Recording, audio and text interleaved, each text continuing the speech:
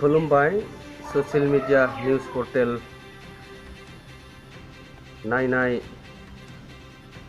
नायगिरि नोंथांमोननिसिम आं दुलाराय बाथौ गौथुमनि गाहाय नेहाथारि गणेश दैमारी आरो बे ससियेल मीडियानि गेजेरजोंनो मोनसे क्लियारिफिकेशन होनो थाखाय दिनै ओंखारदों। थांनाय 12 आगस्टआव क'क्राझार आर'नाइ हटेलाव गासै बड' अर्गानाइजेशननि ग्रुपफोरखौ लानानै मोनसे सानसुमै मेल खुंनाय जादोंमोन आरो बेवहाय गासै 18 बर'फोरनि आफादफोरा बाहागो लादोंमोन आरो बेजोंनो लोगोसे दुलाराय बाथौ गौथुमनि अल बाथौ महासभा बेजों बाहागो लाफादोंमोन आरो बेवहाय ससियेल मीडियायाव जाखिनि बाथ्रा ओंखारदों धोरोमारि आफाद हिसाबै बे सोरनिबा खावलायनायजों आरो सोरबा सासे बिजाथिनि सिङाव थांनानै बे जथुमखौ साबजानाय मोनाखै आरो गोबां रायजो राजाफोरानो दुलाराय बाथौ गौथुमनि नोजोर बोनानै खायसे मानसिफोरा बुंदों धोरोमारि आफादाबो राजखान्थि नोजोराव गोग्लैबाय नामा।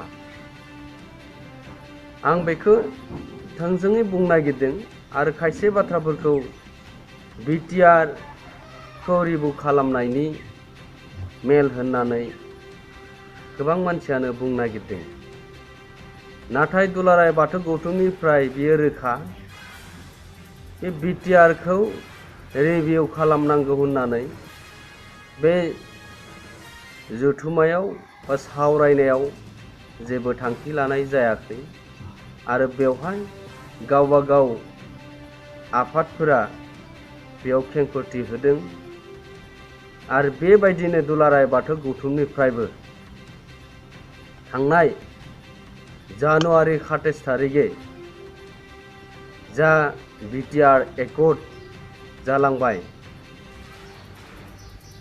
आरो बे बिटिआर एकर्ड जालांनायनि उनाव 7 फेब्रुवारि 2020 क'क्राझार नोगोराव प्राय 5 लाखनिबो बांसिन सुबुङा बेवहाय बे एकर्डखौ बरायदोंमोन आरो बेवहाय गासै बर' रायजो राजाजों लोगोसे बिटिसि ओनसोलाव थानाय रायजो राजा गासैबो थांनानै बाहागो लाहैदों आरो खौसेयैनो बे एकर्डखौ बरायनाय जादोंमोन। दुलाराय बाथौ गौथुमाबो बेबायदिनो बे एकर्डखौ बे समावनो बरायनाय जादोंमोन। बाथ्राया बेसो जाहैबाय जे ससियेल मीडियायाव जाखिनि धोरोमारिनि बाथ्राफोरा ओंखारबाय बेवहाय आं मोनसे बाथ्राखौ क्लियारिफिकेशन होनो नागिरदों। जों धोरोमारि आफाद हिसाबै जोङो राजखान्थि हान्जा जोङो बिसायख'थि फैयोब्ला बेबायदि रावजोंबो थानानै खामानि मावफेराखै आरो बेखौ सोरनिबा नोजोरफोराव ओरैनो राजनितिक हान्जाफोरनि गेजेराव बेखौ बाथ्राफोरखौ बुंसावनाय जायोसो, बेखौ आङो क्लियारिफिकेशन होबाय। थिग बेबायदिनो नैबे मेलावबो जों राजनितिक हान्जानि लिंनायाव जों थाङाखै। इउबिपिअनि अनिल बसुमतारिया आफादगिरिनि सिगाङाव खौरांखौ हरदोंमोन बे बिटिआर एकर्डनि सायाव आरो बायजोआव थानाय जिखिनि अट'नमास काउन्सिल बेयो जानो थांबाय थादों आरो कार्बि आंलंआव थानाय बर' गोबां समनिफ्रायनो एसटि मोनाखै आरो गोबां संग्राम खालामनायनि गेजेरजों बे जानायनि लामायाव बेफोरखौ गुवारै सावरायनो थाखाय आरो बिटिआर एकर्डनि दफाफोरनि सायाव बोरै जागोन गावबा गाव अर्गानाइजेसनफोरखौ बुंफोरनो थाखाय बेवहाय बाहागो लानो थाखाय खावलायदों आरो थिग बेबायदिनो दुलाराय बाथौ गौथुमा गोबां साननायनि गेजेरजों बे हाबाफारियाव बाहागो लादोंमोन आरो बुंहैदोंमोन जों क्लियारै बुंहैदों जिखिनि बिटिआर एकर्डआव जिखिनि दफाफोरखौ लानानै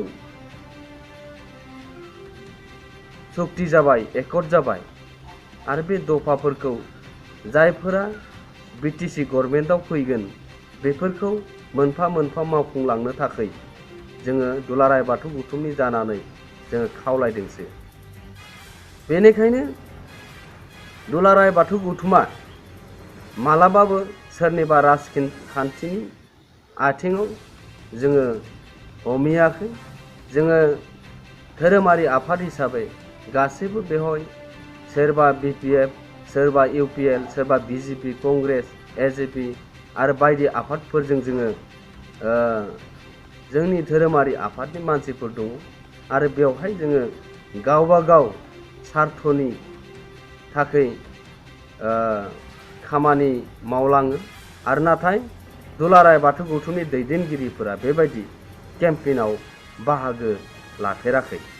बेखौनो आं क्लारिफिकेसन होबाय आरो बे बिटिआर एकर्डजों मा दं मा गैया बेखौ गासैबो बर' रायजो राजाफोरा दिनै रोखा जाजोब्बाय। बेवहाय जोङो सोरखौबा हाब्रु सारलायनानै बाथ्रा बुंनांगौ होननानै आं सानाखै। गासै रायजो राजाफोरा बेवहाय मा दं मा गैया बेखौ मोजाङै मिथियो आरो बे मिथिनायखायनो बै फेब्रुवारियाव जा नरेन्द्र मदि फैनायाव बिटिसि रायजो राजाफोरजों लोगोसे गासै जनगोष्ठी लोगो नांनानै बे हाबाफारिखौ लैहोर लैहोर फोरनानै बरायदोंमोन। बे सानखालिनो रोखा जाखादों। थिग बेबायदिनो बे एकर्डनि गेजेरजों जों मोनसे बाथ्राखौ जोङो बुंनो हायो जि एनडिएफबिनि गोबाव सम 34 इयार्स हाग्रा बंग्रायाव थानानै दिनै आन्दलन खालामबोबाय संग्राम खालामबोबाय आरो बिथांमोना दिनै न'खर फारसे फैफिननो हादों। आइ आफा बिदा बिनानाव गासैजोंबो न'आव फैफिननानै जों मोखां नुलायनो मोन्दों आरो मोनसे गोजोननि लामा फैफिननो हादों। बे जोंनि थाखाय गिदिर मोनसे एकर्ड होननानै साननांगौ जों जायखौ आरो जोङो धोरोमारि आफाद हिसाबै बे एकर्डआव बाथौ हारिमुफुरि जा कुमारिकातायाव जानो गोनां बे दफायाव दङ आरो बे जोंनि धोरोमारि आफादनि थाखाय आरो बर' रायजो राजाफोरनि थाखाय जोबोद बाख्नायजाथावना आरो जोङो हारिमु खेराइसालि एबा मिउजियाम बेबो बे दफायाव हाबसनदों आरो बे दफाफोरनि गेजेरजों जोङो जोंनि हारिनि सिनायथि जोंनि जिखिनि गोमालांनाय गासै मिउजियामाव जोङो दोनलांनो हागोन आरो जों बेबायदिनो गोबां दफाफोर दङ। एनआइटि फैदों, उपेन्द्र नाथ ब्रह्म इउनिभारसिटि आरो गोबां बेबायदि फसंथानफोर दङ बे दफाफोराव आरो बे दफाफोरखौ फैबाय थानाय जिखिनि बिटिसि गभर्नमेन्टआव थानानै सासनाव थानानै जायफ्रा फैगोन बे दफाफोरखौ मावफुंलाङोब्लानो बर' हारिनि बा बिटिसि ओनसोलाव थानाय रायजो राजाफोरनि गांनाय उखैनायफोरखौ सुफुंलांनो हागोन लासै लासैनो। आरो बेखौ जोंनि गेजेराव गोबां बाथ्राफोरखौ बुङालासिनो थाब्लाबो जोङो गासै रायजो राजाफोरा मोनथिलायखागौ बे दफायाव मा दङ मा गैया, बे सुक्तियाव मा दङ मा गैया। दिनै गोबाव सम बर' साहित्य सभा, एबसु आरो बर'नि रायजो राजाफोरा जोङो डिरेक्टरि गोबां समनिफ्रायनो आन्दलन खालामबोबाय, राजा लामायाव ओंखारबोबाय आरो बेफोरबो बे एकर्डनि गेजेरजोंनो जाबोनाय होननानै जों आसा खालामनो हायो। कार्बि आंलंनि गोबाव समनि जोङो संग्राम, जोङो एसटि हिल्स होननानै मोननो हायाखैमोन, बेबो जानायनि लामायाव आरो बेबो बिटिआर एकर्डनि गेजेरजोंनो जानाय होननानै आंनि साइकोल'जि एबा सानखांनायजों आं मोनदांदों। आं बे खोनाखौनो रायजो राजाफोरनि गेजेराव दुलाराय बाथौ गौथुमनि जानानै क्लियारिफिकेसन होनाय जाबाय। जोङो बे मेलाव बाहागो लाहैनानै बिटिआर रिभिउ खालामनायनि थाखाय जों बेयाव नुजाहैयाखै। जोङो गासै बर' माहारिनि अर्गानाइजेसनफोरा बाहागो लानायखाय, बर' साहित्य सभा बायदि आफादफोरा बाहागो लानायखाय दुलाराय बाथौ गौथुमाबो बेबायदि मेलाव बाहागो लानानै जोंनि साननाय, जोंनि मोनदांनाय बे बाथ्राखौ जोङो बे मेलाव बुंनाय जादों। आरो बेनि अनगा जोङो गोबां बाथ्राबो बिबुंथिबो लाखियाखै। जोङो बे रोखा आरो जोङो इयुनावनि समफोरावबो धोरोमारि आफाद हिसाबै जोङो रावनिबो राजनितिनि खाथिजों खारफानानै जोङो खामानि मावलाङाखै।